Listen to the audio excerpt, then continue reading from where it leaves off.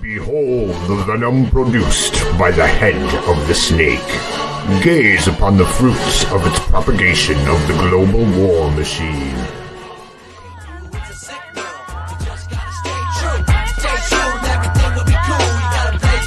Look at all these wonderful faces we have right now. Good evening, ladies and gentlemen, and thank you for spending your time in the Tiger's Den. We will try not to waste it. It is Wednesday, September 6th, 2023 AD. I am Franco Mattei, otherwise known as Angry Tiger. And tonight, ladies and gentlemen, from a hidden global government to fractional reserve banking, from the heinous act of putting fluoride in the water to the mountains of evidence that 9/11 was an inside job. I could go on, but I don't have to. For over 3 decades or more, the alternative media has been warning the general public of these things in a fever pitch, trying to alert their fellow man to the dangers that are all around them, to the tyranny that they shall be hung by, to the slavery that they shall be starved by. The alternative media also has grown in these 3 decades. Even with the alternative media growing, it seems that we can still only reach a small niche group of people. Yes, the powers of that be are censoring us. But with all the bright minds we have in this community, it's hard to imagine that we haven't figured out a way around that by now. So there must be something else. Why is the alternative media continually tripping over its shoelaces and unable to get its message out? Tonight, ladies and gentlemen, we have a power-packed panel to discuss this very problem. Please, in the chat, if you have any suggestions, feel free to comment. We have assembled some of the brightest minds in alternative media, and they are ready and raring to go. It is going to be a pearl button bangled billy of a show, so hold on. You've got the tiger by the tail. With us tonight, ladies and gentlemen, a power-packed lineup, starting with Ann Christ, a shower of light and liberty, watering the flowers of freedom. Also, spirit warrior and truth crusader, Occult Priestess. Ladies and gentlemen, Patrick the Plumber, throwing a monkey wrench in the plans of the New World Order. It just keeps getting better. Later on, number 6 is going to be joining us from the new host of the New Prisoner Show, the master of monologue and truth journalism. Coming at us from down south and down home. When the tyrants run into him, they run into a wall of stone. Harlan Stonewall. And bucking the system and spreading freedom throughout the land, Angus Mustang. Ladies and gentlemen, the healthy alternative to 5G, spreading the frequency of liberty across the nation, Audi from Modern Retro Radio. Also, ladies and gentlemen, you know him from conspiring with Mr. Cooper. Tom Cooper, a lightning bolt of liberty, incinerating the lies of the mainstream media. And last but not least, ladies and gentlemen, host of the Foxhole and Knights of the Storm, Jason Barker, a gale force blowing down the walls of tyranny. Welcome, guys. Welcome, viewers. I'm going to take a breath. How are we doing? How's everybody doing? Occult Priestess, how are you doing? That was a hell of an intro there, Angry Tiger. Thank you so much. You forgot one person, dude. You forgot Audi. I didn't forget Audi. He's okay. Yeah, sorry. He's the healthy alternative. Okay. I was just didn't want to leave anybody out. No, never. So, OP, what was up? How was it? How are you doing? I was saying that you did a great introduction. Thank you so much, Angry Tiger. We appreciate you. Thank you. I had to blow a lot of hot air for that one. Ann. I'm doing really well. Everything is good. Here in Florida, hot, muggy Florida. Oh, I'd love to trade places with you any day. Not when it's 99% of the time like this. It's like, no break. It is oppressive, yeah. Yeah. Nice. Pat the Plumber, brother man, how are you doing down there? Or out west over there? Not too bad. I was blessed with the gift of a brand new day today. And even though it was kind of a shit day, it's still nice to be here. Nice. Angus Mustang, what's happening in your world? Well, today is my son Aaron's 17th birthday, so I just want to say hello to him. But I'm down here working in Texas, where it's 102 in Dallas, but it is a dry heat, so, my hair doesn't frizz. I'm good. Best birthday wishes and blessings to the boy, Harlan Stonewall. How are you this evening, sir? I'm just trying to live. How y'all doing? Excellent, excellent. Then we have, I just threw my order off, but we're going to go to Audi. How are you doing tonight? I am more thrilled to be here than you could ever imagine. Seriously, all of you have a lot of you I know from the David Knight chat, and y'all kind of came into my life really when I had kind of exited a group of people that I was that I thought were potential friends, and they weren't. I was supporting a lot of First Amendment auditors, and some of them maybe weren't quite the most genuine friends. So, and I just realized that the friends that I need are people who I feel are true followers of God, but y'all keep it real, and I'm proud to be a part of you. Dude, it's an honor to have you here, brother. Jason Barker, how's things in the foxhole, man? He's muted. You're muted. Amateur. Amateur mistake. Yeah, today I had to take the dreaded trip down to the DMV to go ahead and swap my license over, and it actually was not a bad experience. I forgot how nice people in this area can be, and yeah, they're really great people. So it was a good experience. I got to go look at some guns at a gun store, visit an antique shop, spent some time with my grandson. So I'm more blessed than I deserve to be. Excellent. Mr. Koopa. I'm just putting in toilets, man. I'm like Harlan. I'm just trying to survive. And look who joined us. Number 6. How are you tonight, brother? Good to see you. Number 6 from the New Prisoners. Well, as Primus once said, if I named hell, let's spell it DMV. But I'm glad you had a good experience there, Jason. We could all be blessed in different ways, that's for sure. I'm playing something new from Primus on my station. Awesome, Nice. man. Yeah, I love Les and the boys. Absolutely. Less is more, and Primus sucks. Absolutely. Yeah, sir. We've got a lot of Excellent. chat going on over in the Angry Tigers Den on the YouTube. We do, and I'm going to get to that in just a second. First of all, I want to thank all of you for coming, and I'd like the audience to recognize the powerhouse panel that we have here, and this is going to be an excellent show and give everybody a round. Yeah.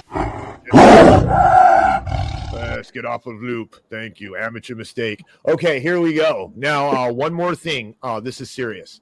Really serious. So everybody watching and everybody on this panel I know knows who Rhonda Tate is. And Rhonda Tate, we have a prayer request for Rhonda Tate's grandson, Maddox. So just want to put that out there. Everybody say a prayer for Maddox that he gets a speedy recovery. He's in the hospital right now, and he's not doing too well, so we need to pray for Maddox. So keep him in your thoughts, please, and prayers. So, all right, ladies and gentlemen, let's get going. So why I assembled you guys here is we are going to take a journey into sound. No. What I want to do is I want to do a thought project. Okay. And the thought project I want to do is I want the audience to be involved in this in chat. Okay. And I want you guys to try to do this with me. I want you to step away from the conspiracy bias that you have. I want you to think like you're working on a car or a computer or something pragmatic, mechanical, and technical. And without any kind of this, that, or the other, without factual things, I want us to try to work on this problem. And before we even start thinking, I want to say this, and the problem is, why are we stuck, in this niche crowd for over 3 decades from the beginning, from, even before Bill Cooper, what was it? Gary Allen with None Dare Call It Conspiracy. We could go far back, right? And we're still preaching to this niche crowd. We're not even reaching, I don't think 1 or 2% of the population. So after 3 decades, there's got to be something else wrong. I know we're being censored. I know we're being marginalized, but what else can we look inside? Okay. And we know that's happening and it sucks, but let's look inside. Let's grab our bootstraps and see maybe what we're doing wrong. And maybe I'm wrong. Maybe we're not doing anything wrong. We all might come to the conclusion that we're all, doing this perfect and everybody's been doing it perfect before us. And it's all censorship, but I don't buy that. So, I mean, we'll always start with the ladies first and we'll go with opinion. What do you think do you think I'm wrong about my assumption that we're only reaching a small percentage, or? You're 100% true that we're reaching only a small percentage, and that's always been the case with what we're calling fringe information. Why has the truth become fringe? Or has it always been fringe? I think this is a great topic to explore. And I do look at myself and say, what people don't understand a lot of what I say. They literally don't think I'm speaking English, I think. So that's a difficult one to come. I think I'm not as simple minded, and it's difficult to explain things simply. Next. Any other ladies before we Yeah, go ahead? I think that there's just so much out there, and some of it is good, you know, some of it just gets like really crazy. So people may just go, you know, listen, they may have listened to the wrong thing and go, you know, that's just crackpot stuff.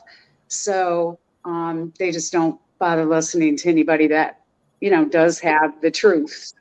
Oh, so Anne, you're bringing up the defensive mind, right? The no mind, the mind that says, you know, hey, do you want to go do this or you want to go do that? And there's like an automatic no that comes around, right? And we call it the defensive mind in Buddhism, but I'm sure you've come across it in your work. Mm-hmm. I have. Yeah. And, you know, people are just comfortable with not knowing the truth. That's another thing. I think it's just easier to just go along and, you know, what do they say, ignorance is bliss, or, you know, I think that's part of the problem right there. It's like, I don't want to know. Kind And of like the believe me, cognitive dissonance. yeah, and when I remember when I first started, I really went back and forth when I first started learning things. You know, I would be like, oh, I'd be so into it and read more and read more, and then like I would flip flop. No, that can't be going on. You know what I mean? So it took me a while before it was like, yeah, you know, it just everything keeps proving it over and over again. You eventually have to say, hello, there's things going on, and I need to pay attention to that. So, yeah, I just think people don't want to know. It's easier. Nice. JB. Yeah, I'm glad you followed up because my point goes to Ann's point. I think people have a sort of Stockholm syndrome that they don't want to know the truth, and it's almost too hard or too complicated. I mean, we look at financial stuff, right? When you realize the markets are rigged, when you realize the money you're saving for your retirement is worth less and less every day, people don't want to face that because it's scary, right? It's very scary. So when we start running across this information, if you're not willing to go all in and follow it, and that's hard. It's hard to do your own research nowadays with the little screens in front of us and everything's a 15-minute or 15-second clip. I think that's where we're running into problems, is that it's just hard for people to face. So you talked about this a lot, AT. You said you can't just start spitting out the lizard people and this and that and, you know, Planet X. And yeah, you got to start off small and say, hey, did you notice, you know, that there was contradictions in what they talked about with COVID? Have you noticed that? Or what do you think about that? I think maybe that's how we do a little bit better, is we start off a little softer with some people and then ease them into it. Just kind of my opinion. Nice. Mr. Cooper.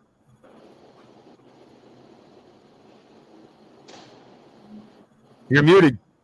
No, I think people know what's going on. I think they're scared.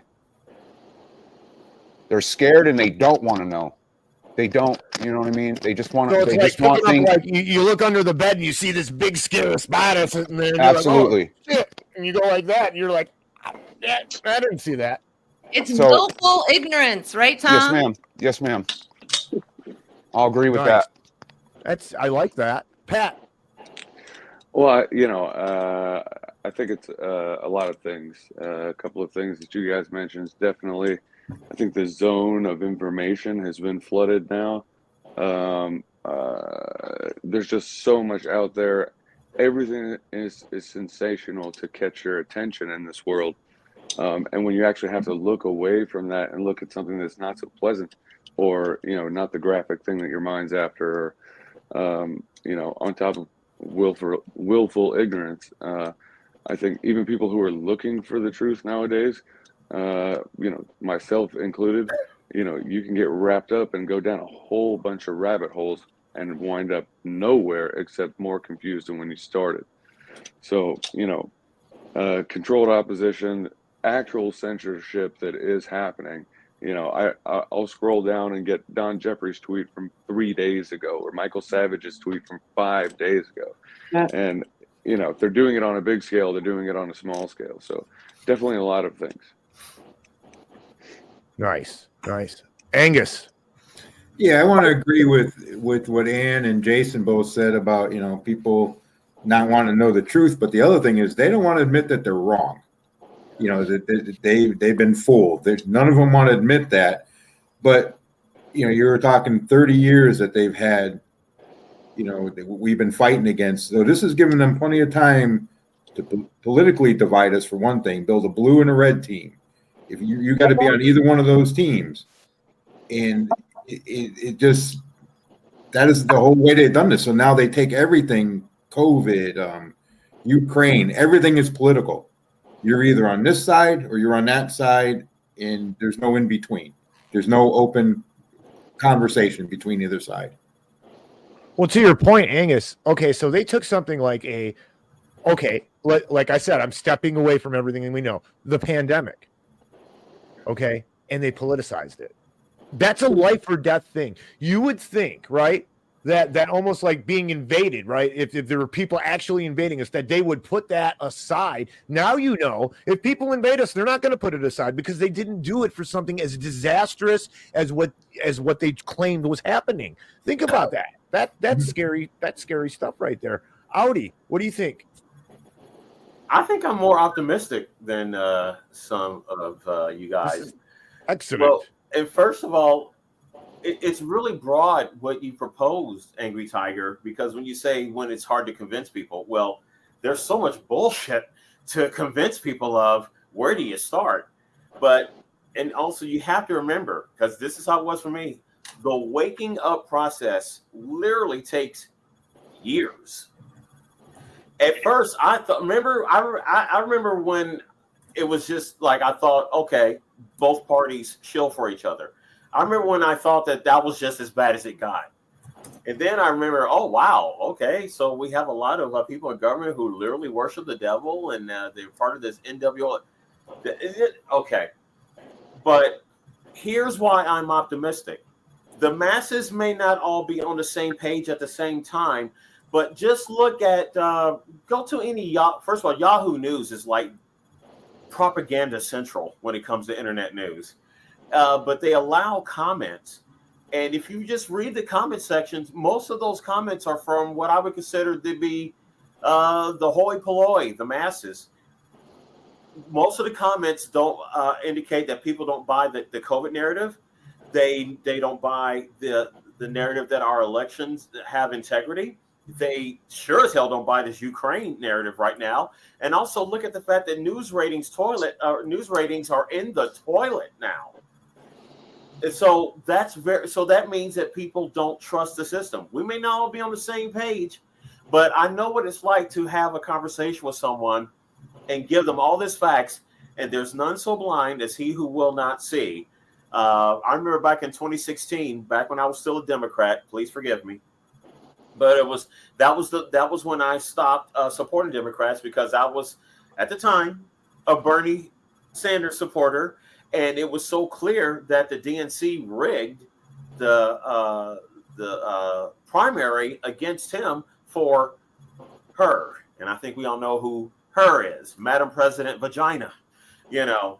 And I tried to convince all these people of these facts. I mean, just like, you know, how the super delegates screwed them, and they just didn't want to hear it. But then you also then I realized that I have a friend that I've known since I was in high school. The reason that he gives me pushback on everything is because he's one of these people. He's a bankster. He's an investment banker, and he supports Ukraine. He supports the vaccine. And then I just came out and asked him. I said, Jonathan, do you own stock in the vaccine and these defense contractors? And he said yes. So that's my spiel there. But COVID, the rigged elections, the Ukraine, the low ratings for news. That's why I'm encouraged, and I think people are waking up. They just don't know all that we know. Nice. Number 6. What are your thoughts on this, my friend? Well, I had the advantage of listening to all the other speakers on the panel, and I appreciate everything that everybody's bringing up. One of the things I'd like to point out, though, is that, Tiger, you brought up in your question, right, that you want to compare this to sort of like you're fixing a vehicle, you're fixing a car. Things of that nature take a specific form of measurement. You can't just go to the car and ask it how it feels.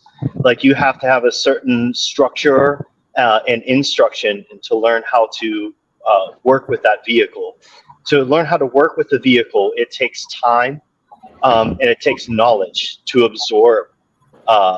Like you have to have, like Audi mentioned, like it takes years for people to wake up. It takes years for people to come around to certain things. But also, because it takes time to do that, look at the amount of time that the average person has left over at the end of their day for this. Look at the amount of time and extra hours that people are working now in order to afford the inflated costs of their goods and services, the deflation of their dollars worth. Like, when you look at that and you look at the type of media sphere that exists now, where it used to be gathered and corralled into just a handful of networks, and maybe if you're lucky, you had some cable outlets that might notice you. But now that doesn't belong to any alternative. That's for sure. There is no greater platform for one of us to wish to even be on. I don't think, at least at this point. Like, who are the big guys still in that you would go on a panel with on even like a Fox News these days and not want to throw up all over the place? Right. Like, so you don't have the bridge that there used to be into the mainstream. And this is something that Frank Zappa talked about in the music industry. That it used to be like, if something made money, you could find people that would at least back it. But when it became ideological, now people won't even touch us with a 10-foot pole. Even if you put someone like us, like Don Jeffries has argued over and over again, you put somebody like us in the position with Tucker Carlson, that we would probably murder it in ratings, that people would come in droves to hear what actual news looks like, not fed to them by the CIA. And I somewhat agree with that if it were given an organic platform. But we all know that it's not.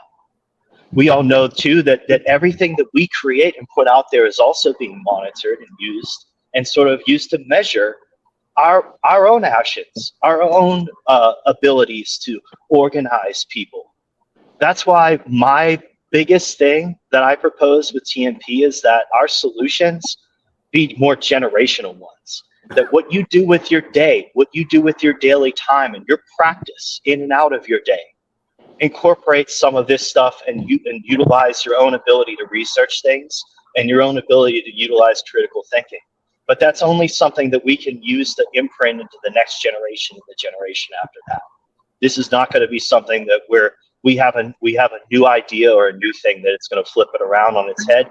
Because if that's the case, I don't think that's going to go all so well. Those rapid changes in society do not go well. Especially when it comes to people in the margins, which have always been people like us.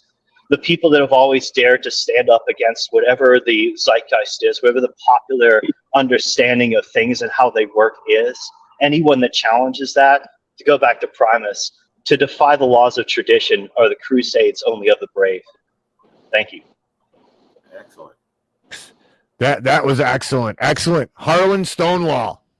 Now, but I would have to interject. You do know that the reason that Frank Zappa had so much insight was because his dad was either a big military guy or a CIA guy, or so. Very well aware of it. Yes, absolutely. Yeah. Thank you. I appreciate that. Harlan, what's your take, man? How come we're not getting through to the masses for 3 decades? Well, I thought it was building up pretty good. But pretty much between the late 2000s, probably 4, 5, 6 years ago, just worried that, everybody's got access to the internet, that it wasn't as widespread as what it used to be, especially since the smartphones came along. Internet access, as really exploded in the last couple of decades. But I do think, in my opinion, in the last 5 or 6 years, you've got so much of this, the trickle down grift. You've got all these diseases within the truth movements, the liberty movements. You've got these digital herpes like QAnon that will go away, then they pop right back up. that you just cannot get rid of. I think that has really damaged any kind of truth movement, any kind of liberty movement. I think it's damaged a lot of, the researchers. I think that's the biggest thing right now, because you've got everybody that is so polarized up that doesn't want to hear anything. Then you've got everyone that will believe anything if it comes from a certain source. Yeah. The Alex Joneses of the world, they basically went and jumped on whatever that mainstream Republican politics, is following, whatever pays the most. I just think a lot of these problems comes right down to just where the money's at. And it doesn't matter if there's any truth involved to it. It doesn't matter if it makes any sense, if there's any proof there. As Angus said earlier, some of these people do not, and I'm really not, shouldn't say some, but most of people just do not want to admit they've been fooled or they've been wronged. I see that's the major problem that's going on right now. Tom. What gets me about Alex Jones, I'm sorry to interrupt. Most people who watch Alex Jones know about all the Freemasonic and all that other stuff. How can these people watch Alex Jones and not see that this man devil horns and 666 is his butt off constantly? Well, I'm thinking a lot of people. Let me interject there. All right.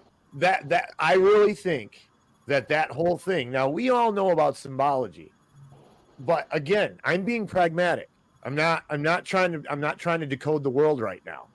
I'm trying to get to the bottom of this problem, right? Technically, all the imagery, all that stuff, it's all great, but I think that takes away from real problems that people can feel, see, and touch, right? Those things are theories, as much as evidence as we have, right? Those are all theories. Those are leaps, connections, whatever you want to call them. Those are of faith. Those are not of technical. Those are not of what. No, I know for a fact that's what it is. For that stuff. No, I know for a fact. Here's another thing. I got a question for everybody here, and even Harlan, you spend a lot of time in this, and the guests, Pat, Angus, all of us have spent time.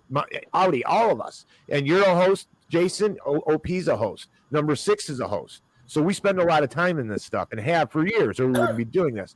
Real quick, everybody, OP, why do you do this? What drives you to podcast? What drives you to tell the truth? Okay. Well, one thing I did want to say, back to number 6, what he was echoing was John Lennon's sentiment, the working class hero. John Lennon said that people didn't have enough time to read the news. They had no energy to participate in life outside of work. And that's how it was designed. And he took it upon himself to be the poet that maybe could bring them around to some knowledge. So I thought that was interesting. The reason why I do this is because I believe I'm on a mission from God. And I'm not concerned about how many people are listening. It's about how they're listening, right? Like, are they really hearing? Right? And so I do this this is my love for humanity, the earth, and hopefully the future, as new prisoners were talking about future generations. So I believe that just being here and vibing our light as hard as possible is going to make a difference on one level or another. Nice. Ann. Wow. There's so much to touch on. Yeah, I mean, everybody has brought up good points about why or how we could even change it. I know for myself, not working, that gives me the ability to look at things, but I also have a life because, I've been following things for quite a few years, and there's times when it's like, okay, I need to step away and, do some things in my life, instead of worrying about everything that I'm learning and seeing. And so I think there is a piece of that work thing. People, they have a routine. They go to work, they come home, they do what they have to do. They take care of their families. And then the next day they're at work again and doing the same thing. It's kind of this rut So, you know, it's being able to like set time, you know, to kind of balance all that, take time to listen to other things. I mean, I actually did that when I was working. That's how I'm here today. You know, I heard somebody, I read up, and then I started listening to that person. And then I started being interested in learning, you know, listening to other folks. So it's really a balance. I don't think that we're not reaching people. I just think that it has been so, we've all been put in these boxes, and it's just really hard to penetrate that. I mean, I can bring up stuff 100 times to people and they just, you know, I mean, you lived it. You actually lived this, and you still can't see the detriment of it all, you know? So, I mean, I guess I'm at a point where I will always speak the truth, but I also get very fed up.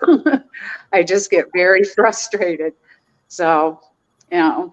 And I think we should all pick our moments. You really have to pick your moments. Mm-hmm. Right. Harlan, why do you look into this stuff? Why do you go on shows and stuff like that? Well, you know, this kind of started. I told Chris Graves that, you know, I'd do something with him sometime. But far as just actually, you know, just as far as, you know, what I call the truth movement or liberty movement or whatever, you know, it's just basically just trying to find out what's going on in today's world, what's went on in the past, and what we might be looking at in the future. It's just like with, you know, COVID. It didn't take 2 or 3 weeks to kind of see, regardless of what was actually happening, where it was going to. And, you know, I was pretty much spot on, just like a lot of other people is, because, you know, once you've seen the cons over and over, you know, never let a good crisis go to waste is always attributed to Rahm Emanuel, but, you know, it's just anybody. Regardless if it's something major, if it's your local county commission, city council, you know, state house. You know, we went through that in Tennessee, you know, over the summer where there was a tragic shooting where some nut job went off and shot up a school that was unguarded. I might add, a private school. And next thing you know, it was, you know, more gun control, more crony capitalism. You know, more of this, just the power to the accused is power to destroy. Just, you know, you piss somebody off, you could wind up in court. You know, so. But that's just a good example of stuff that's going on lately. Yeah, no, it's crazy out there. And you see something, if you see something outrageous happening, you got to say something. And we're all driven to that. I mean, there's that instinct as well. JB, what do you think? What makes you do this, dude? Why are you doing this? Well, I got into this together. You know. Yeah. I only got into this because I was really concerned with the jab. And I knew it was going to be mandated because if we didn't get the 75% or 80% or whatever volunteer, then it would be mandated. So de facto, it was a mandate even under Trump. It was always going to be. And I shared what I knew with David, and I seen concerns. I was, as an EO guy, I was working with people to try to get those exemptions put through ahead of time. And I don't know. I didn't have a voice to reach a larger audience. So that's all it was. And then getting into the chat, I started getting involved with the chat, and the community was really good. A lot of minds to type there. And I feel like people, they had something to say, but didn't have a voice. So that's when we got together and said, let's give everybody a voice, just like Six does. Six has his platform, right? Anybody can go on there, and he gets that audience that a person starting out couldn't do. So, you know, I've been really blessed to work with y'all and be able to get that voice out there. And I did want to say one thing about where we might be going wrong. It was a second point. So, and I was actually I posed that question to Little John. I was talking to him the other day. We hadn't talked in a while. And I just seen how he's doing. And I said, what do you think? Where do you think we're going wrong? And he brought up a really good point.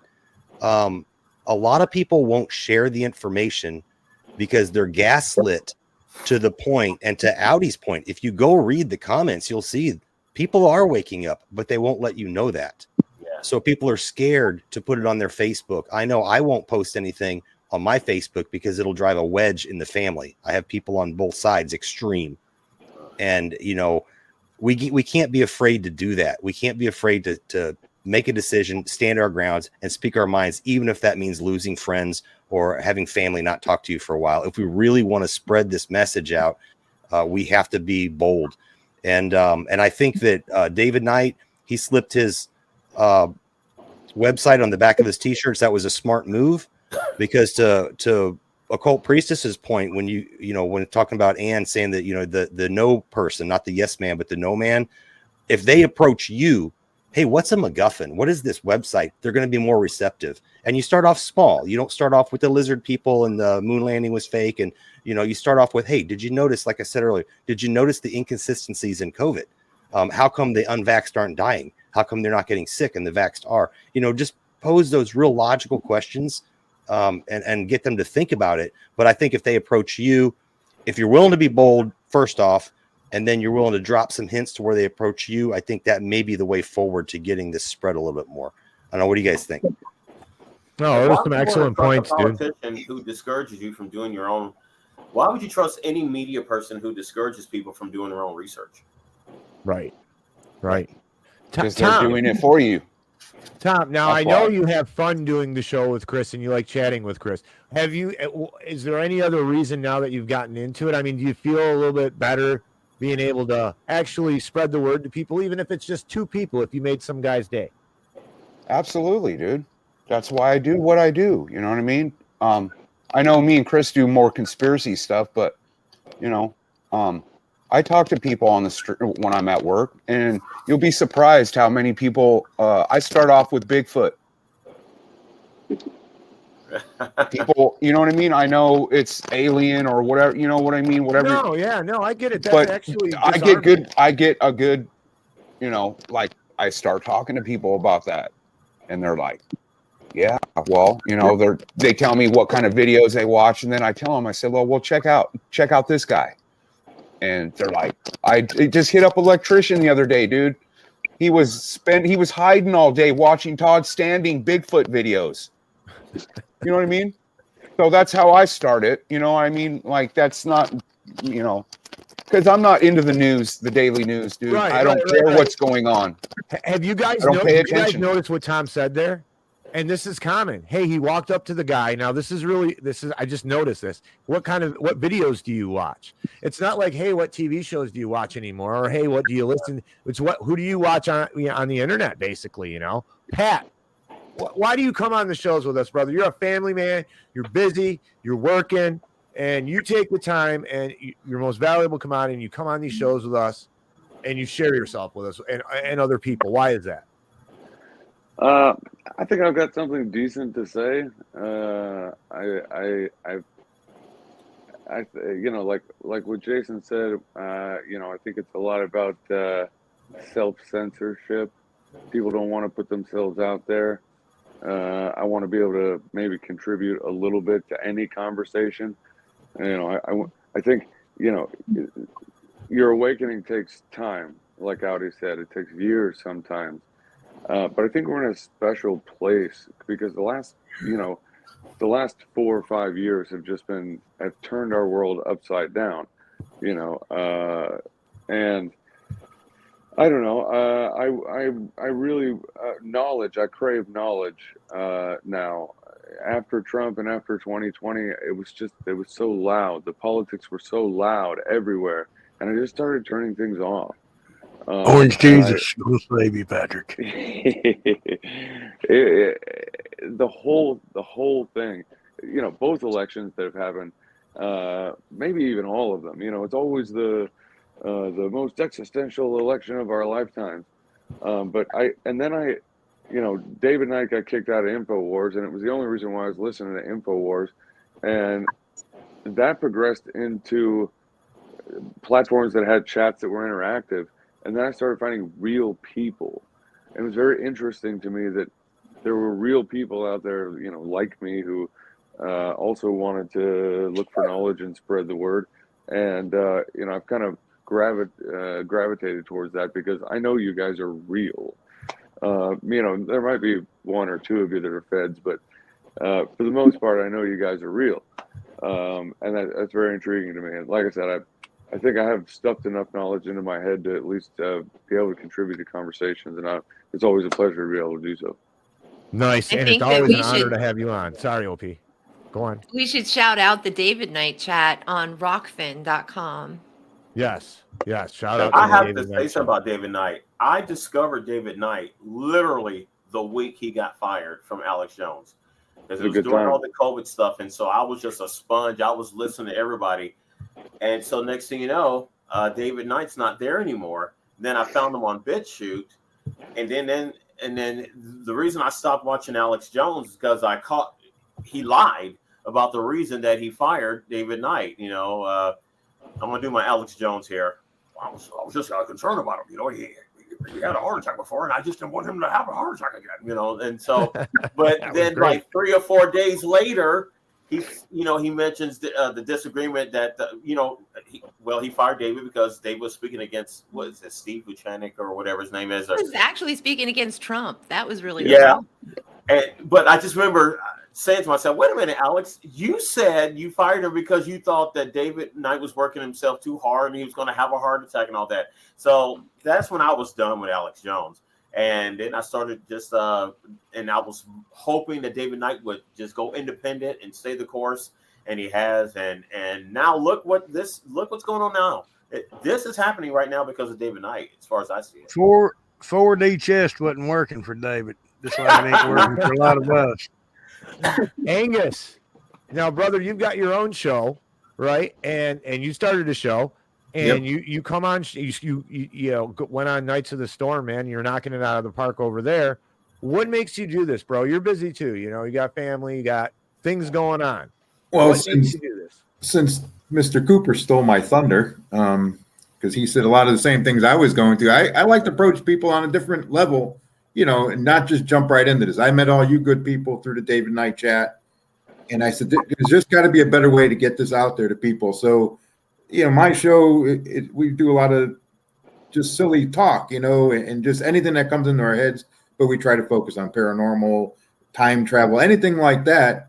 And then my hope is that people look and go, you know, okay, this guy, I like this show. What does he follow?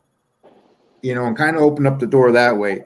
And like I was saying earlier, you know, there's certain trigger words you hear at some time, and it's on both sides. It's not just left, right, you know, trigger words like woke, liberal tard, you know, and my trigger word that I try to explain better because I always say sheeple.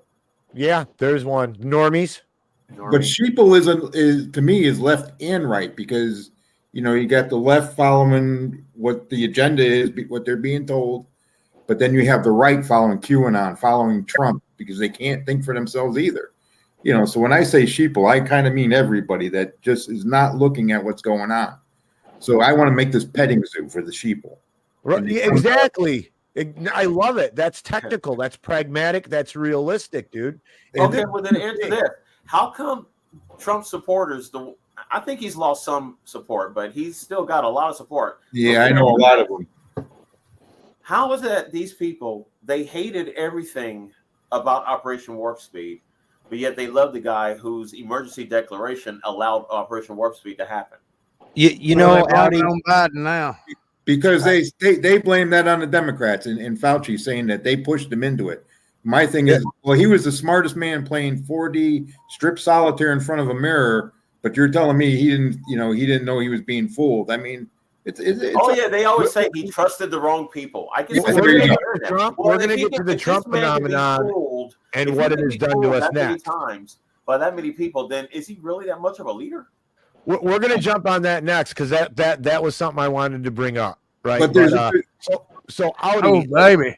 One more thing though. Yeah. If you tell these people that they want to follow the agenda and all that, well, look at the people that are taking you down this path. They're profiting from it. Where the people like us that are trying to give you information, tell you the truth, we don't make money on this. No, and this all ties back into what Trump is a prime example of something, you know, of what we do, what's being done and what's not being done and why. But Audi, real quick, because we want to get to 6-2 here. There's a large panel. I'm not trying to be rude to anybody. Am I doing a good job of giving you all enough time and everything? Okay. Yeah. Doing my best, guys. So Audi, you jumped into this and you know, used to broadcasting. You have a background, you know, and you're putting yourself out here right now. Why are you doing this? Well, I was a journalist. I studied journalism since high school. So I always had a passion to report the truth. Even I was editor of my high school newspaper, and I studied journalism in college. In fact, my college professor in journalism, he made photocopies. It was, I can't remember who compiled the list, but it was the 10 most underreported stories of the year. Now, this is the early 90s. This is actually 1988 when I'm in college. And it was shocking, even then, just horrible corruption, just things that's in the public interest. So I knew then that the news wasn't really giving us the information we needed. They were giving information that was going to be, not going to insult any advertisers and provide infotainment. So when I saw that, I said, well, there's no way I'm going to work in TV news or radio, because if I can't report the truth, then, then I tried to start a music magazine. I became a music journalist. So that kind of subsided all that. I have learned that it is a fool's errand to try and proselytize to every single person that you encounter. But God will put teachable moments, opportunities in your life for certain people. I'll say, okay, this is a conversation where I can maybe share a little bit more. So instead of stressing myself out trying to inform the world, because remember, Tiger, God's true followers are in this world, but we're not of this world. We're supposed to be the minority. Okay. So, but when God puts a teachable moment in your life where you can have a conversation with someone that's going to really benefit them, you take advantage of those opportunities. Excellent. And make the most of them. Excellent, Audi. Number 6. Why are you doing this? Dude, you put a ton of work into time into everything. I want to know why you do this. And you're like me. You're a busy guy. Everyone here are, mostly busy people here. Why do you do it, brother? Because this is the place to be, brother. Like, whenever it comes down to like certain scenes and different things I've gravitated towards in my life, one of them, as you well know, is heavy metal music. And knowing and understanding that all the things that I was involved in that part of my life were part of a subculture, something that influences the other cultures in the world. That every time that we do a podcast like this, reach new audiences, add new followers, get more people to start taking that journey, we're the punk rock bands that Tom used to go see back in the day that he sends me to check out now. Like, we're in that sphere now. We have the ability to lay the groundwork for change because we're on the outside of the mainstream. We have the best vantage point in history. We have the greatest collection of human beings because of the technology that we're allowed to have, regardless of why we're being allowed to have it. But even then, given that advantage, that we're here still discussing why we're sort of losing the ability to make change with that. When I think that it's obvious that the reason why we're the number one shadow banned people on X or Twitter now, the reason why we have to go to alternative platforms like Rumble because YouTube will not have us, is because we are dangerous. We are the weapon they fear. And for good reason. And they definitely don't want to see diversity. So we have men, women, black, white, gay, straight in this very discussion. And that's the last thing they want. Every different religion. I have, an occult priestess. I have Christians here, devout on all kinds of different sides. I have Gnostics here. I mean, and this is the one thing I wanted to point out that and Trump, the whole Trumpenstein project is part of this. The division inside of these parties, the division that is created, we almost sometimes, with the sheeple, the derple, the normies, right? We talk in this echo chamber fashion, and I don't even think we realize we're doing it. And I think sometimes when we go far off into one subject or another, For some people, it might be religion. For other people, it might be, hey, why are you talking about the lizard people all the time? For the other people, it might be the lizard people. And then we alienate every other person that might be listening, or any new person that maybe catches it, and they're alienated and they don't want to hear it. Oh, well, this guy doesn't like, that I believe in lizard people, or this guy doesn't like me because I'm a Protestant, or this guy doesn't like me because I'm a pagan, right? So I'm not, I'm not part of that group, because that's how we think on this tribalistic, aspect. And even us who are aware of it, we tribe up a little bit, right? I didn't call Well, it it's purity spiraling. It happens in groups, and it's Okay.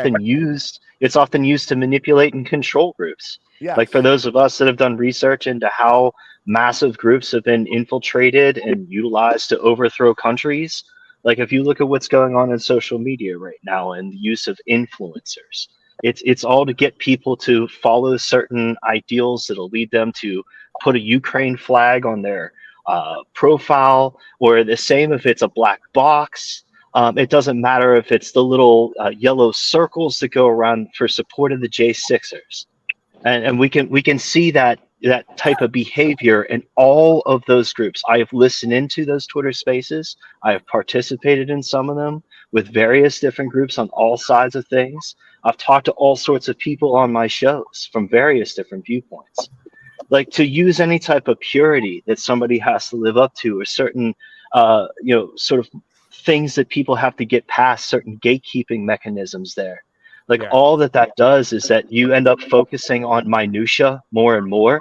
And then you also place a burden on the people in the group that could otherwise be using their influence for much better good than to look at other people and judge them, as opposed to accept what they can from them. And I think that's part of the collectivism that gets lost there. What word did you call that? Purity what? Purity spiraling. Yeah, I'm gonna look that up. That sounds really interesting. Because it just gets out of control. Like, thou is not pure enough. Like, and Tom and I can probably attest to this, because we've probably had conversations with people on job sites or whatever, where you're talking about metal or punk, and they're like, oh, I really like punk rock. I'm a big Green Day fan. And you're like, bro. That's when I turn and walk away. You're talking about what I'm saying? He's guilty of it right there, right? How about the AR versus the AK debate? That's one of those. Okay, so I got it. I got purity spiraling is a social dynamic in a group or social movement where members engage in competitive victimhood. Competitive. Oh no, my day was worse. I promise.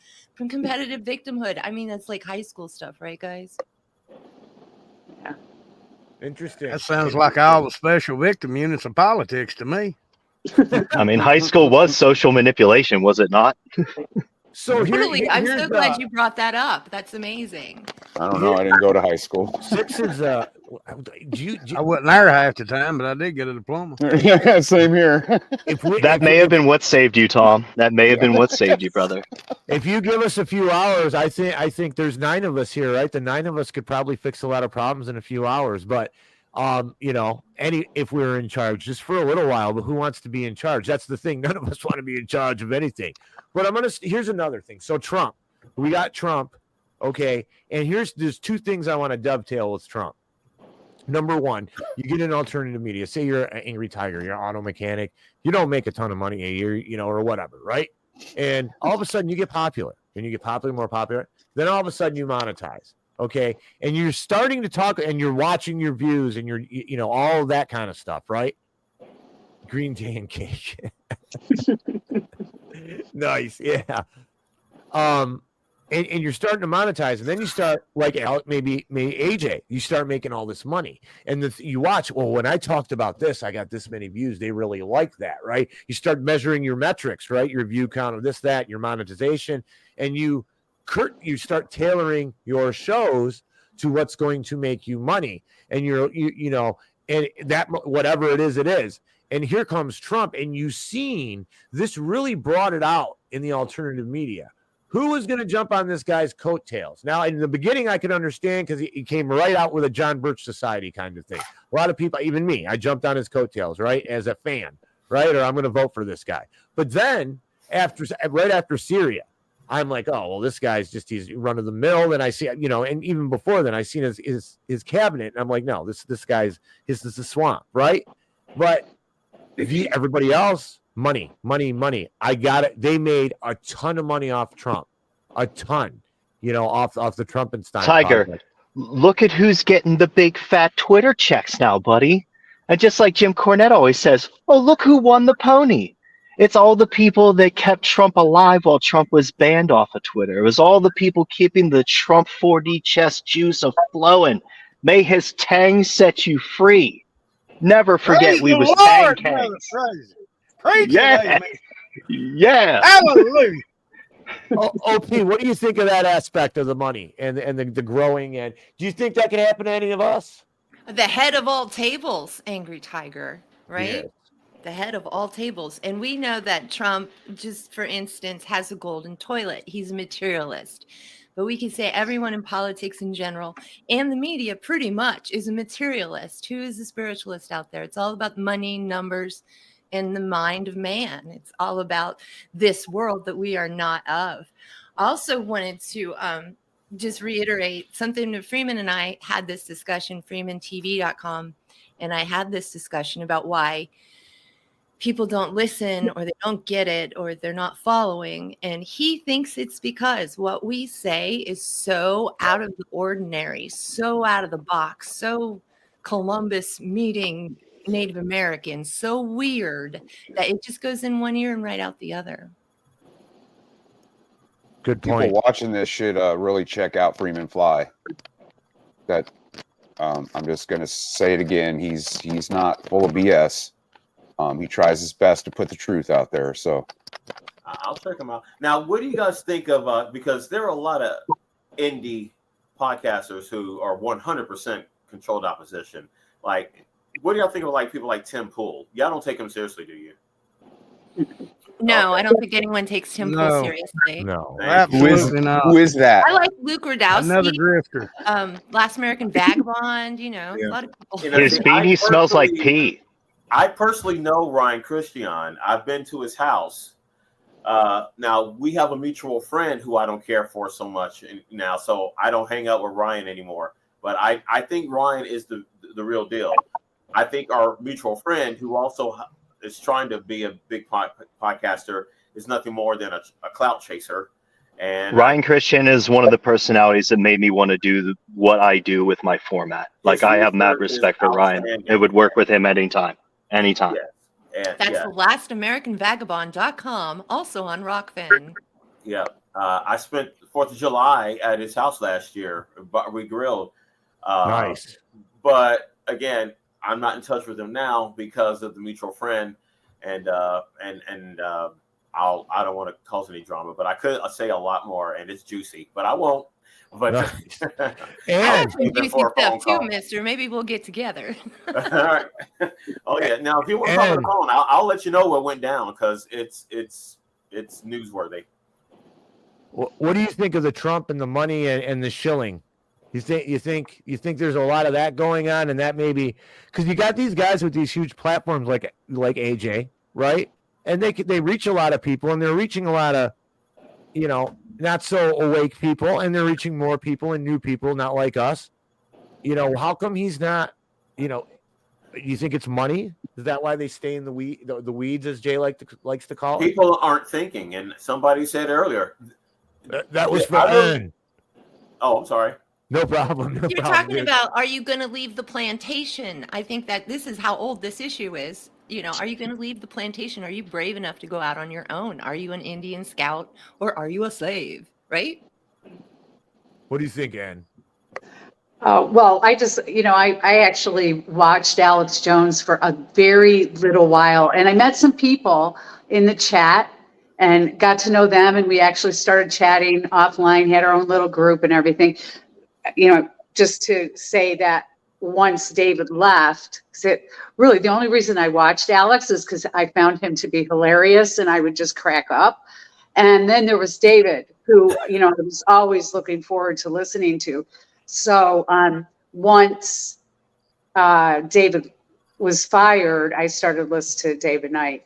But yeah, the whole Trump thing can infuriate me so bad. I mean, I could turn into like a monster when it comes to that man. I can't tolerate even his, how he talks or anything. So I think it's pathetic that he's still like out there for people to swoon over, and people are, and he just frustrates me so bad that I can't even, I can't even think about him without, my blood pressure start boiling. So They want him back in. They're making him a martyr so they can put it back in. yeah, I know it's crazy, and I just don't get it. It's like I just want to wring people's necks. That's how bad I get. It's like, stop it Angus. already. What do you got to say there, Angus? I see you raising your Well, hand. I mean, Ann's talking about Trump, but what's even worse is the fact they are telling us the two best people in this country to run this country are Trump and Biden. I mean, come on. There's Hey, nobody yeah. better in the whole Honorable Margaret country. Trump. I mean, it's infuriating. I'm sorry, Ann. Go ahead. No, I just, I mean, the whole Trump thing gets to me. And I think I voted twice in my life because I always. Was it the same election? No,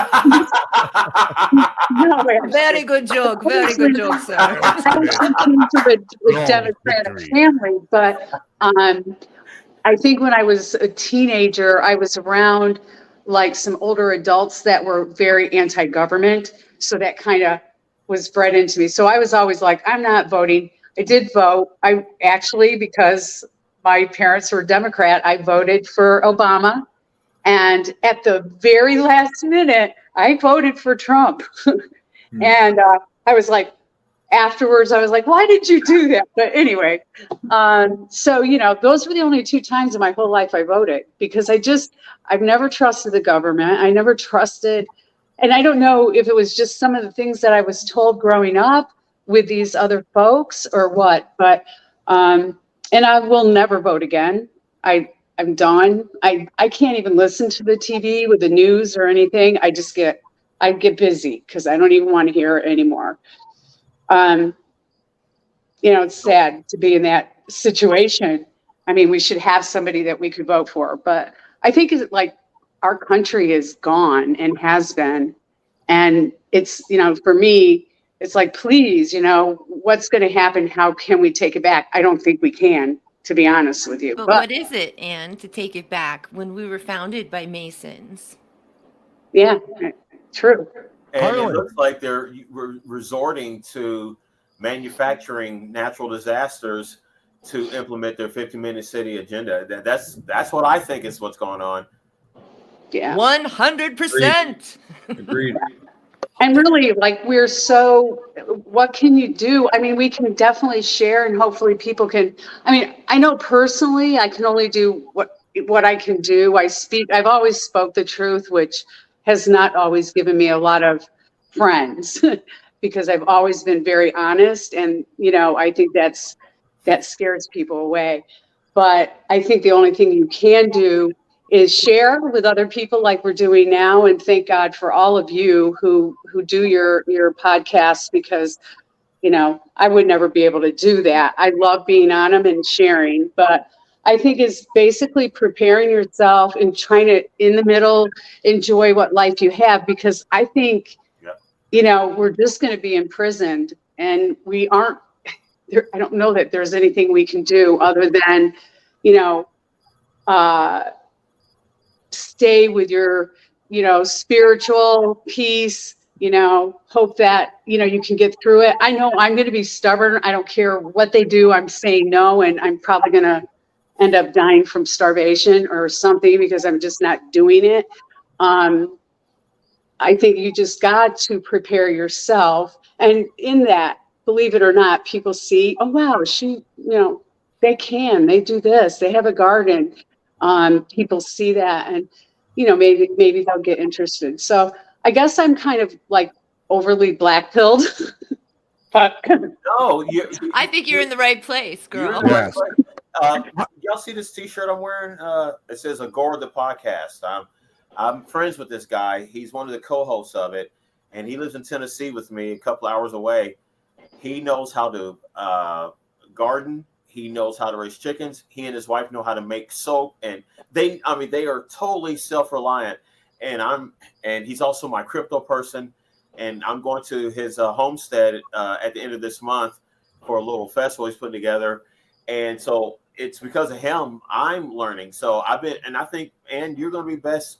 Just find some people who are living, who know a little bit about homesteading, and just having that one or two friends will bring even more people. Because I'm in Nashville, I don't know how to do this crap, but I have a friend who does. And me and two or three others, we're going to buy some land in Tennessee.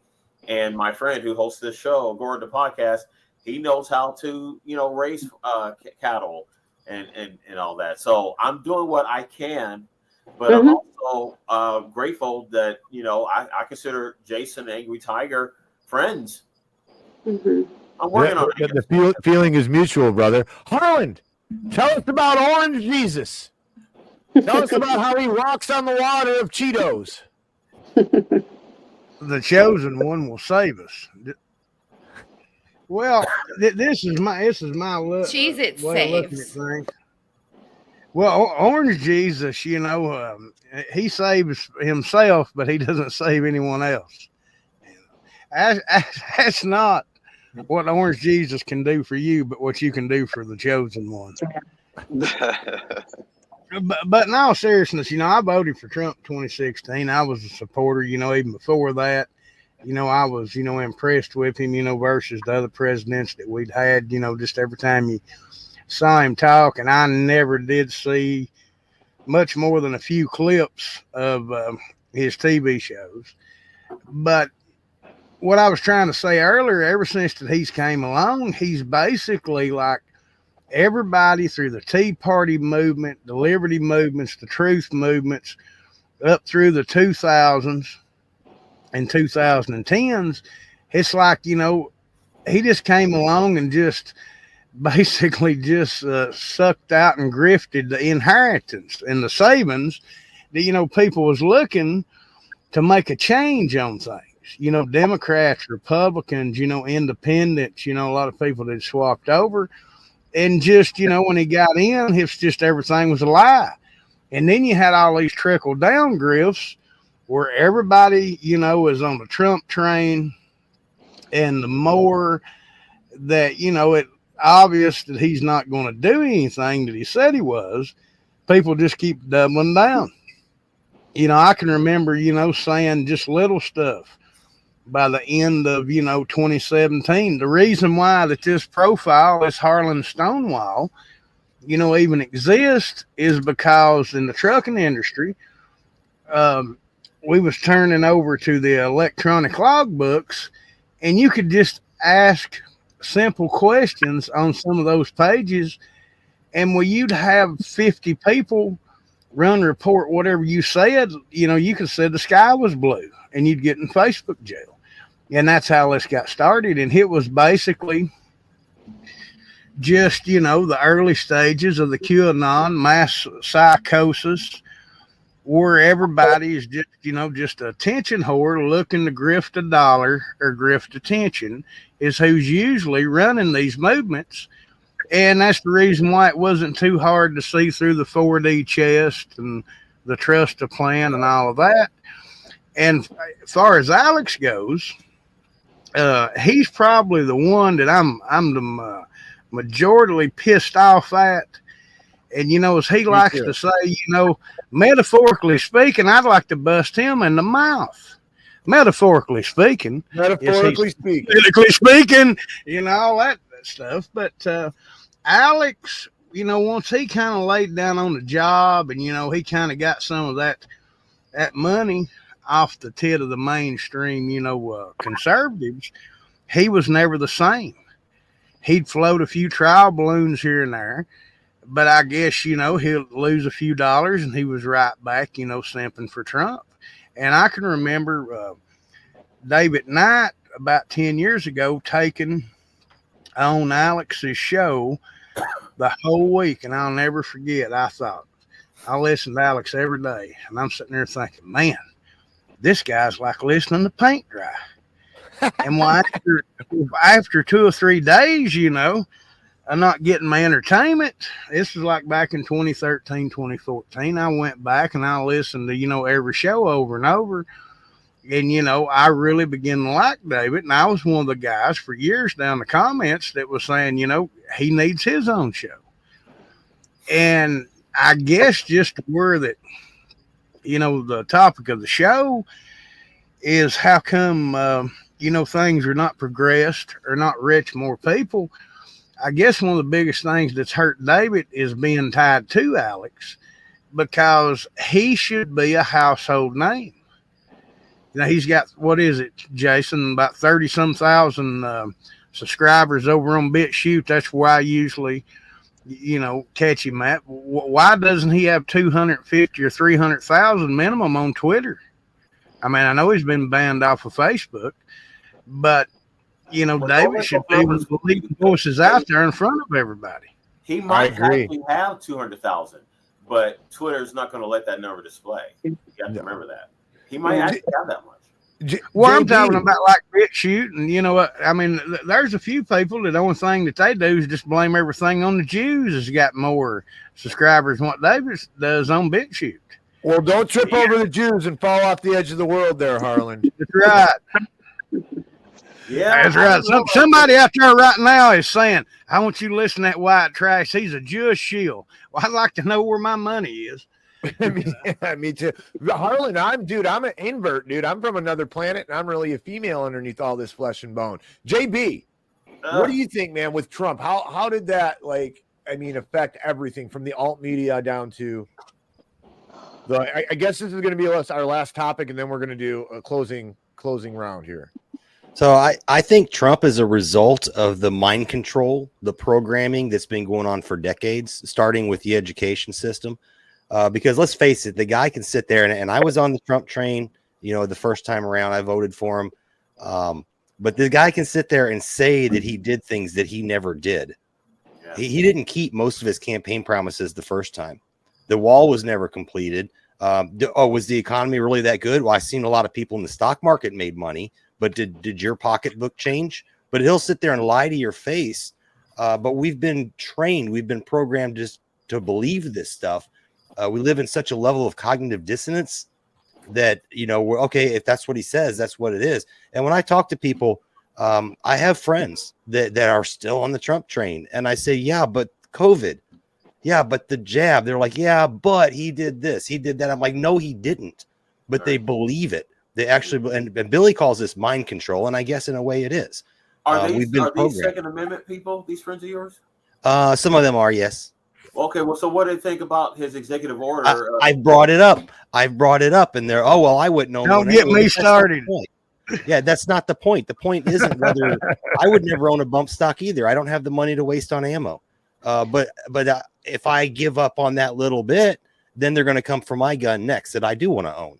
So it's a no-brainer for me. There is no infringement. Okay, what about when you said take the guns first and then do the process? Absolutely no. And another thing I bring up to my buddies, but they live in this, like I said, this cognitive dissonance. And even to this day, now he's going into the election and saying, well, Biden's going to do a lockdown election, mail out ballots and all this stuff. And it's such a horrible thing. You're the one who did it. Right. Do people not realize that you did that? He could have stopped. He could have stopped that in 2020 as president, but he didn't. Yes, and so I don't know. I think that he is the result of decades of programming, starting with the destruction of the nuclear family. Then they got the kids in school. They ruined them through the schools. They broke up. The husband and wife. Two earner families. Now you have to have a 2-earner family. That finances cause a lot of problems. Then they get divorced. Okay, and it just goes downhill from there. Then you'd stack inflation, lower wages. The wages don't keep up with inflation. It's just credit card debt, everything. It's just miserable. So, just tell me what I need to know in a 2-minute clip, and I'm just going to believe that, even though I've seen something different in front of my eyes. Decades and decades of programming, and that is what we have as a result is Trump. Nice, Jay.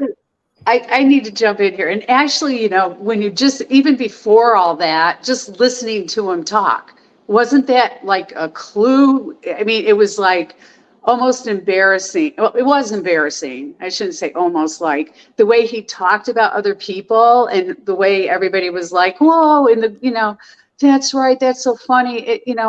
I was like, this guy, he's not right in the head, but I mean, It's almost like you're talking about a wrestling heel, somebody that's a trained bad guy, someone that's willing to go out in front of a crowd and be a horse's ass, Tiger, right? Yes. Don't you have a noise lined up somewhere? Krumpenstein. It just like if you have an example of what everyone's not supposed to be, that you can sort of use the guilt by association fallacy with, and this works in mass manipulation a lot, is that when you want somebody to completely defeat an argument, that you choose a figure, you choose a sacrificial lamb, if you will. And this lamb takes on the characteristics that the rest of society, or at least the majority of it, right, wants to hate. Yes, absolutely. Of course, that's what he was built up for, brother. You're right. The disaster president. And that gives the big baby faces and the global corporatist oligarchy the bad guy that they needed. Yes. So all the marks out there have somebody to just throw their shekels at, or not, or just bury him constantly. But either way, you're pushing him harder. If you hate him, it pushes him harder. If you support him, of course, it pushes him harder. But he's getting a push from somebody, and I don't think he's just getting it out of his pocket, right, Harlan? He's getting it out of the pockets of fellow Americans through the propaganda machine. It's through feeding people, even through tubes like the platforms that we're speaking on now. Yes. Like they largely benefit from the voices that are carrying Trump's water for him and cashing those fat X checks. I'd like to see how long those people actually last on the platform. So, and how any longer you or I can exist there without being a premium subscriber of sorts. So we'll see what that contract is like. That's something that's being talked about now. But I definitely think that Trump was a great way to be able to introduce the new rules of censorship, because you can't talk about him in a positive light without going into one box. And even if you agree legitimately with the way that he's dealt with lawfare and scandals and leaks and all those things that someone can objectively look at and look at in his favor, and still that feeds into the distraction. Still that allows them to get away with more and more and more as you continue covering everything that was false and everything that was presented about it. It was a giant trap for us all. It was years worth of investment in watching and aggregating information to come out with the conclusion that we were being worked the entire time. Yep. Yeah, by this is what works. Yeah, there's that boy. There he is. And I want to shout out to Christina12345 over on the TMP platform. And she made me think of something. She said, I only voted Trump this last time because I didn't want Biden. Everyone forgets that he brought us, the poison, death, bringing bones things, so I responded to her, and I had to learn this lesson too. I'm not just responding to you, Christine, 1, 2, 3, 4, 5, but to everybody, I had to learn this. The choice of lesser of the two evils is no choice at all. We are having the illusion of choice, which Lars, who I had on, he's running for Libertarian presidential candidate. He came on and said the same thing. We are given the illusion of choice. Tom, what do you think of the Trumpenstein project? We're going to lightning this, and then we'll do a lightning round of closing thoughts, and we'll let the good people and everyone. So your little donkey clip just said 4D chess. He is playing 4D. He is playing 4D chess because he's a fucking Democrat, and all the Republicans voted for him. You got a Democratic president. You did not get a Republican president, and that's what's going to happen this next time, and it's going to come out even worse. You watch. Yeah, 100%. I actually want Biden to win. And I thought I would never, ever, ever say those words. But the reason I want Biden to win, well, of course, elections are rigged. But because this man he is probably the most widely mistrusted president ever. His approval ratings are in the single digits. He is too old to really lead. And if Kamala gets in, that means the masses will have even less respect for the Oval Office. So that's why I don't want Trump in, because Trump actually has enough idiots where we might get the Operation Warp Speed, the sequel. Nice. Pat.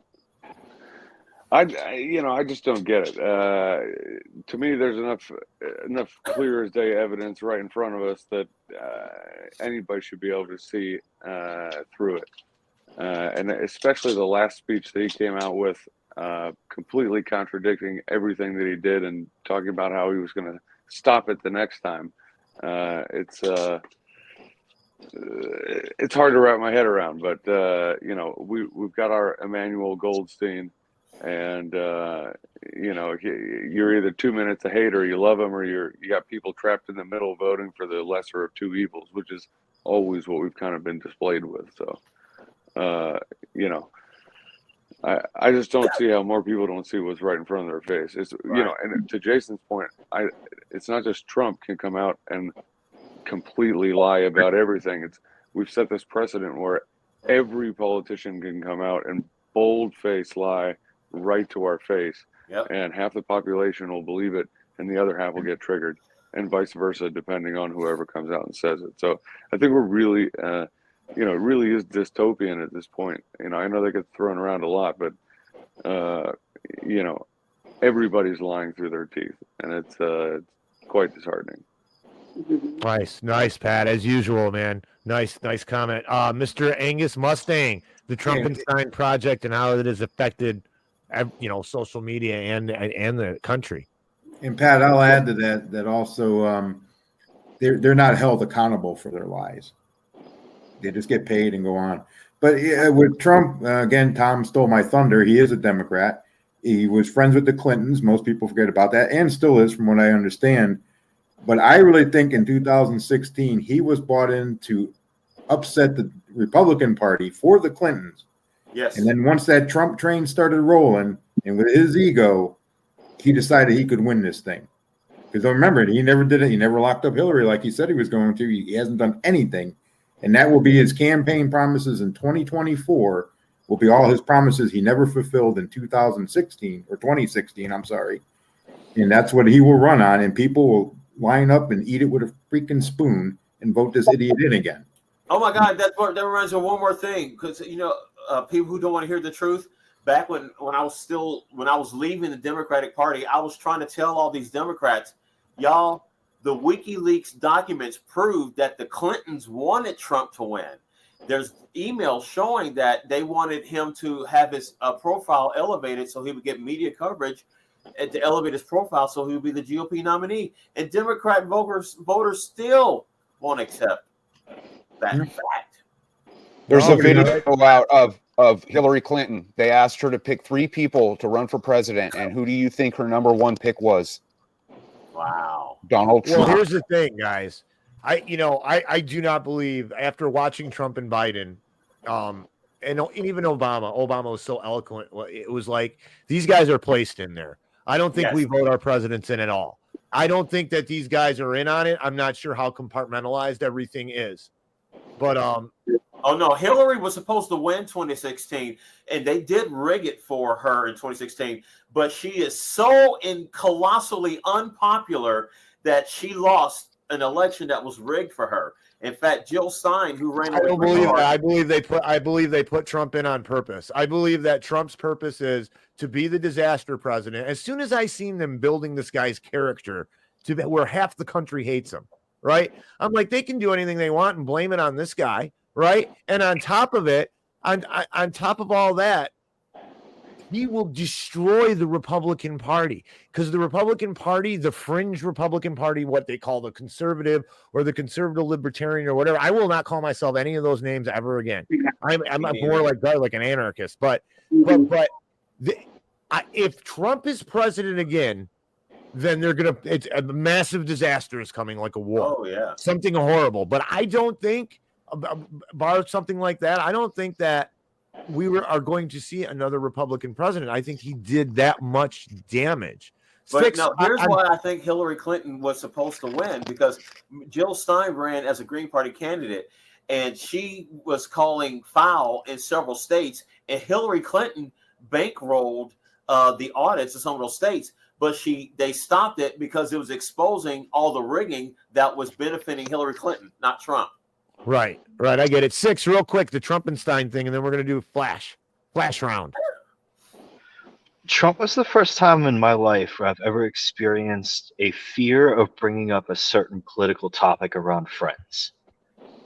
And like, I'm the type of person where if we're going to hang, you better be ready to hear some crazy things, because we're just going to talk about whatever comes to mind.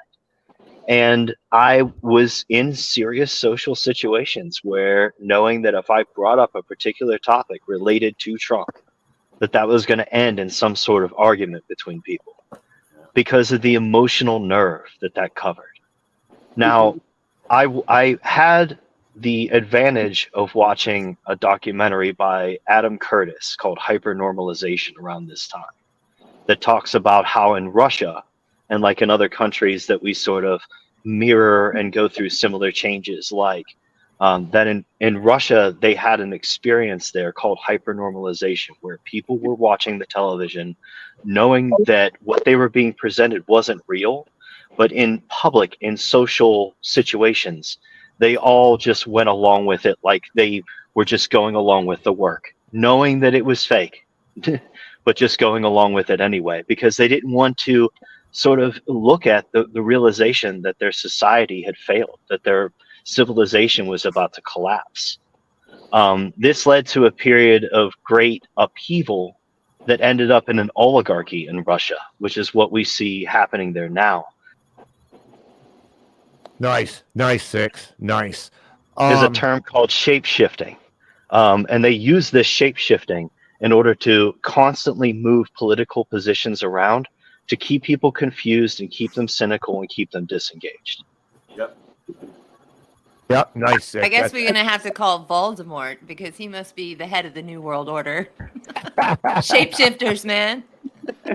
Their own covenant says that they will have to change their narratives on a daily basis. Yep, nice. Okay. All right, guys, final thoughts on this. My final thought, basically, with the alternative media, back to, again, my pragmatic way of thinking about this. I know my viewers are sick of seeing this stupid book, right? But I know a lot of my panel knows why I'm holding this book up. What the media does, why they're a little bit more successful than us, one of the reasons, in my opinion, is we don't do this. We stay on message, but not the way that they do it. We don't use the Jedi mind control tricks that they're using. We're coming up here and just being genuine people. I don't have a list of things here that say stay on message, repeat this over and over again. I don't do a sociology test on my viewers. I want my viewers to independently think. I'm not trying to get them to think a certain way. I want them to think for themselves. So this probably handicaps me in being able to get out to more people the way I'm putting things, and maybe I don't have a shtick, or I don't have a set program to brainwash my viewers. So OP, final thoughts. That's my final thing to throw into the pot. I appreciate that, and I do believe a lot of it is mind control. Especially, we could see during the COVID narrative, the Americans in particular were more on board with everything, and I think it's because we have Disney. We grew up with Disney, and we understand that Disney is Nazi mind control. And so we've been in this experiment of the new America since the founding fathers, and they're all Masons. So I just think we were born into this issue, and we are trying our best as individuals to work our way out of it and help the collective. That's what I had to say. Thank you so much. occultpriestess.com. Awesome. Yeah, everybody plug themselves on their final thoughts as well, please. Ann. I'm just going to say, I don't get wrapped up into the presidential stuff, because I just don't think it's going to matter. Whoever's in there is going to keep destroying everything that we love. And I don't want anybody to think that I'm bummed out all the time.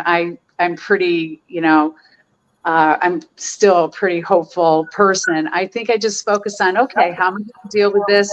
How am I going to just keep talking about it? And I have lost family members. I'm not afraid to post anything because the way I look at it, Facebook already knows me inside and out, and I don't really care if they, stop me from doing it.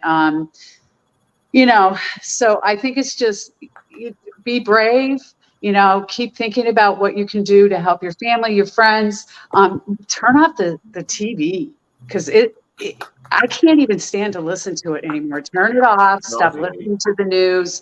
It's just frustrating. So I appreciate being here and listening to everybody's perspectives on this. And I appreciate everything you guys do. And, I will try to do better in listening to more of your podcasts. I just can't catch up, I usually watch them a day late, or like Patrick said, I don't see them for, 3 days later. So thank you so much. We love your input, and you are valuable to all of us. Harlan. Well, thanks for asking me to come on here tonight. It's good to be on here with everybody, Jason and Tom and Pat. We kind of already, met and knew each other for a while. I've seen Occult Priestess on some shows, and it's the first time that I've actually come across Audi. I've heard about Angus here, getting a lot of shout outs here and there. Number 6, of course, knew him for a while. But, I guess about the best thing that I can say to sum everything up tonight is I know we was here to talk about why that, the alt media is not reaching any more people than what it is.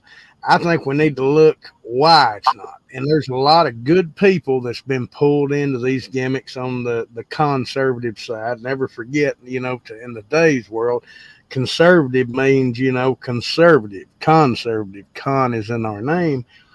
And I blame a lot on them because they just say anything and then they turn around and they flip. Just like Angus was saying, and Pat was saying, there is just nothing to stop people from lying.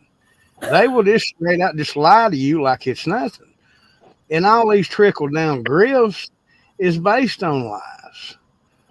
And I don't think there's anything wrong with anybody that can, make a little money, be able to make a living, doing podcasting or, and I'm all about the free market. But there's so much of this stuff is just predicated on pure BS.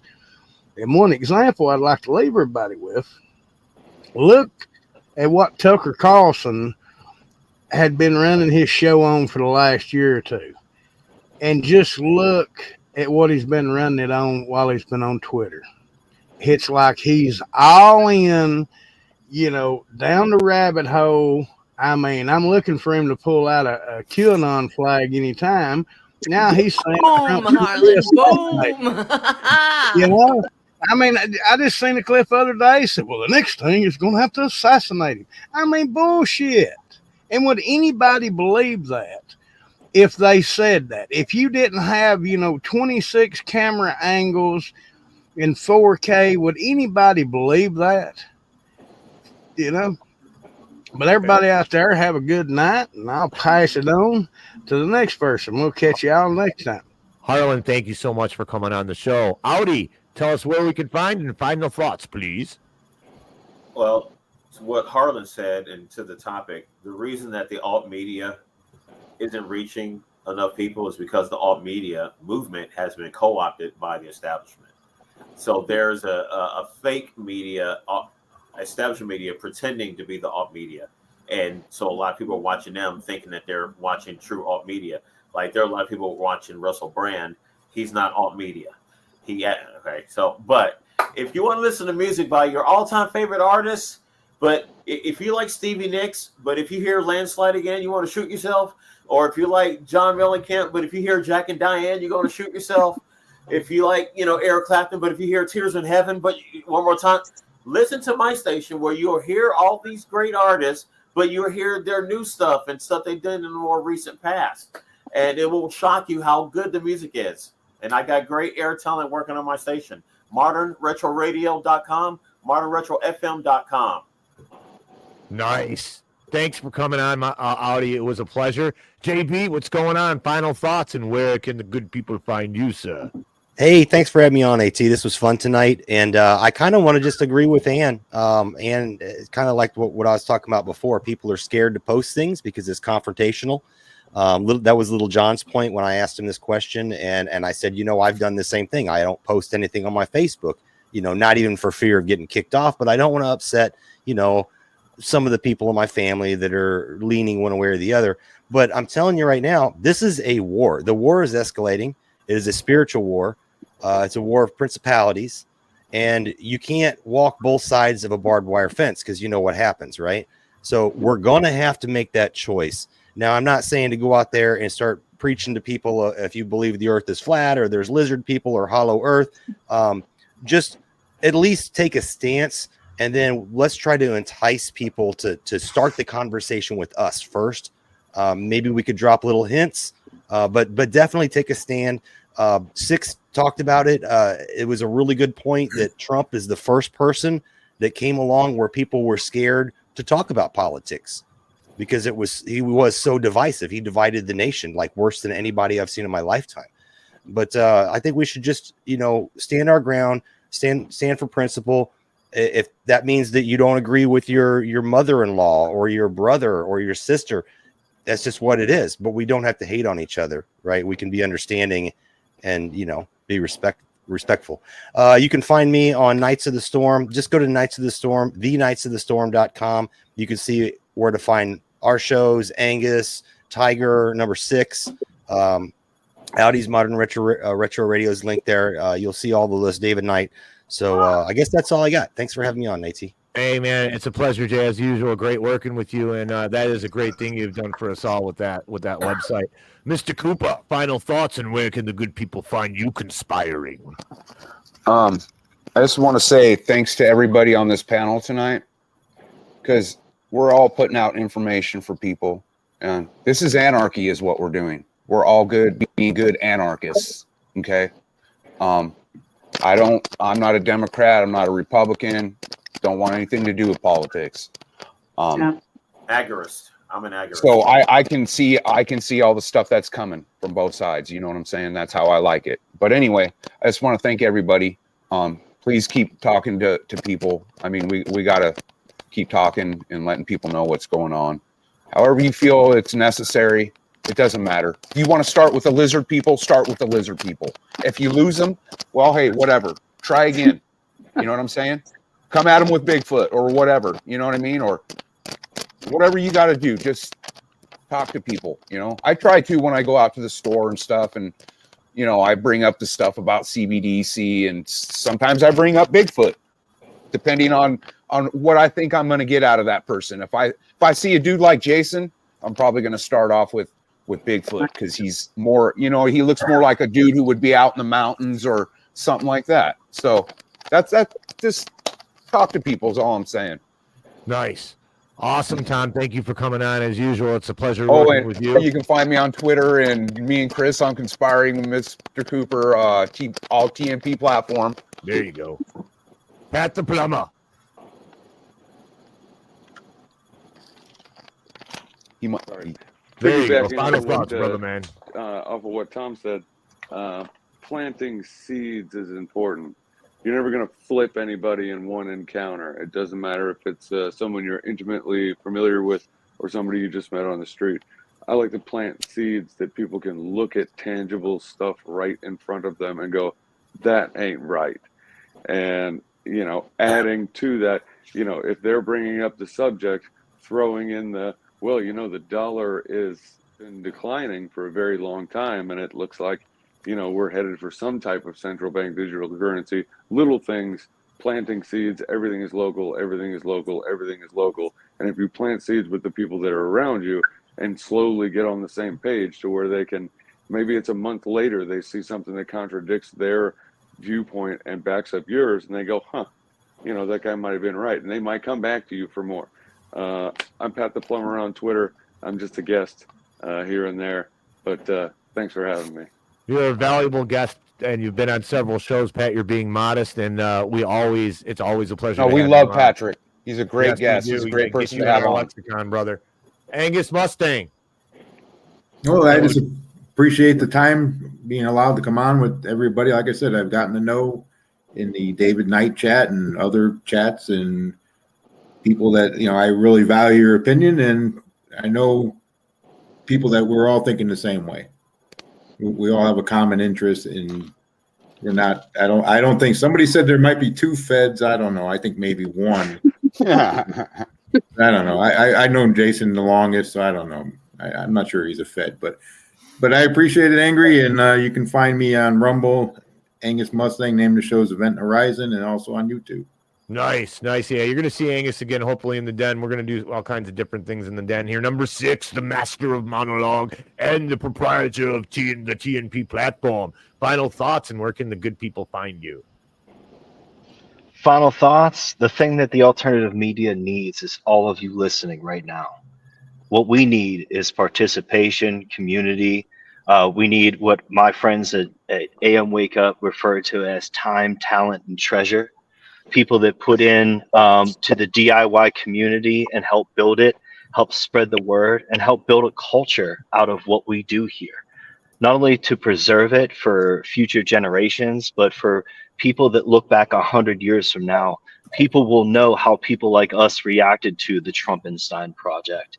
They will know that the alternative voices at the time, what we were mounting, what we were putting together, and maybe even what our grandchildren have done with it. So I encourage everybody out there with a creative bone, but also a sort of attraction to these sort of things, to maybe encourage that a bit. Get into whatever it is. And Audi, I'm sure that you and I could talk about music all day, my friend. I would like to explore that maybe. But if you're out there and you're making things, TMP Productions is going to want to back what you're doing. And that's something coming in the future. I'll just say that now. But you can find TNP on all major platforms except for YouTube, because we are banned from there. But you can find us on Rumble, Odyssey, BitChute, Brighteon, and Spotify. Those are our video platforms. And then all the other podcast deals. But yes, please follow us on Spotify too. I've noticed that we get analytics for that. So I can actually see if I'm reaching people. So that's what's important about this, is reaching people. And I appreciate reaching a lot more people because of you tonight, Tiger. Thank you for having all of us. Thank you for coming. And 6, as usual, I've worked with you before, and it is always a pleasure working with you, and I look forward to working with you in the future.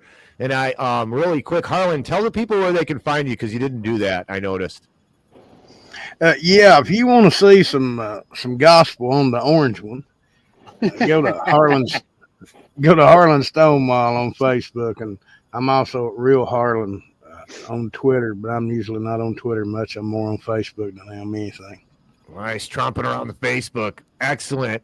Ladies and gentlemen, this was a great show. I want to thank the panel. We had some tremendous people on the panel. Please like and share this. I got 7 people live watching me. I only got 2 likes, guys. Come on, everybody, like, share.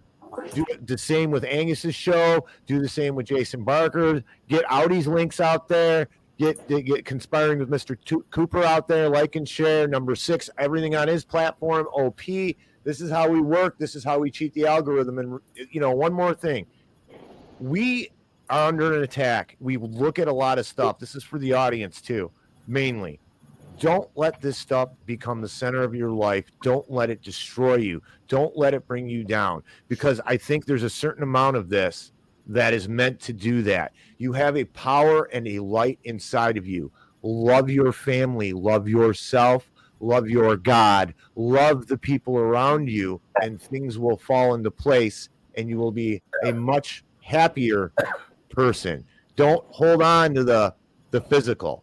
Hold on to the real treasures in life are the things you can't hold.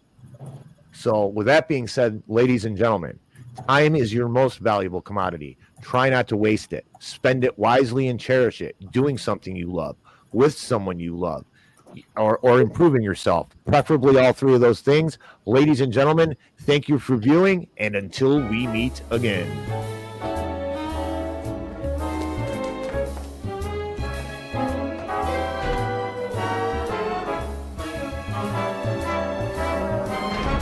And now, as a public service to those of our viewers who have difficulty with their hearing, I will repeat the top story of the day, aided by the headmaster of the New York School for the Hard of Hearing, Garrett Morris. Our top story tonight. Our top story tonight. Francisco Franco is still dead. Is still dead. Good night and have a pleasant. Good night and have